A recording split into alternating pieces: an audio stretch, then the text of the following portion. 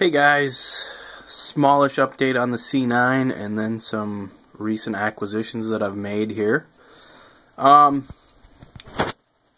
you can see that the cockpit tub is installed into the floor pan or the chassis, which is actually a combination. Yeah, everything's installed there, looks pretty good. All the engine internals are installed now. You can see the exhaust pipes, the header pipes coming off the engine, and you've got the intercoolers here, and then you have your blow off or pop off valve, whichever way you want to describe it. I prefer muffler bearing. Anyway, yeah, you can see the suspension or the shocks there in the odd way that they're hooked up to the rear suspension, which I think actually makes it really interesting, just that setup. I don't think I've seen that before on any other sports car. Yeah, anyways, that's where I am on the C9. I've got some more painting work that I'm either going to get to tonight or tomorrow morning. And I'm getting close to the end here. So yeah, getting down to the kind of the home stretch, so to speak. Okay, so anyways, that's that.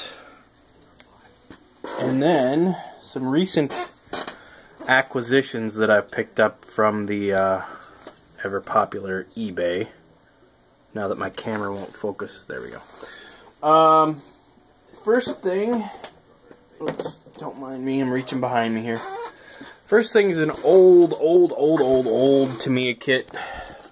I paid probably too much for this, but you don't see many of these right now. The Williams FW07, as it was raced in 1979. This kit is an original from about that time period, because the box, I just got this one today, and when I opened the box, it smells old. It smells dusty. It smells like an old model kit that's been hanging out in somebody's garage for God knows how long. Pretty cool kit, pretty cool car. Interesting car. This car won some races in 79. I don't know if this one won a championship or not. I don't think so. Yeah, I don't know. This car did not win the championship. It did win a bunch of races in 79.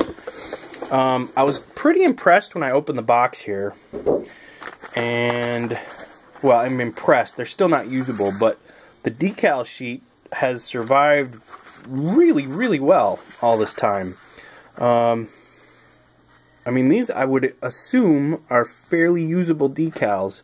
They're not cracked, they're not dried out. The only thing that's happened to them is the white has yellowed a bit, which actually ends up being the only reason that I won't actually use this decal sheet. I'll have to find a new aftermarket sheet to do these with. But I mean, everything else, it looks like a Tamiya kit. You know, a vintage, I guess, now Tamiya kit. The other thing that I noticed, it's not going to show up very well on the companies, if they're going to do chromed parts, need to go back to doing them like the wheels that you see here. It probably doesn't show up very well on the camera, but those wheels look really nice. I mean, it's a realistic chrome effect, not that overly shiny mirrored chrome look that a lot of kits have nowadays. Those wheels look really, really good. That's a really good look, and I wish companies, if they're going to do this sort of thing, would copy this and go to this style, or the old style, or this style, whatever. I'm a little tired, I'm rambling, I just got back from the stupid gym. I hate the gym, by the way. So that's that kit. Second one up is the Benetton, another Tamiya kit, the Benetton B188, which was raced in the 1988 Formula 1 season. This is a really nice kit. I don't know if this is a reproduction or a re-release or not. Everything inside here is pretty good. I think it's not a re-release because the decals, let me see if they're on the top. I will show you guys why I think it is not a they're on the bottom. Alright, I'm not going to dig it out. Anyways, the decal sheet, this car had a little bit of tobacco sponsorship on it. It had a Camel, it had sponsorship from Camel. Somewhere around somewhere in the early 90s, there were laws passed that they can't do the tobacco sponsorship in model kits anymore.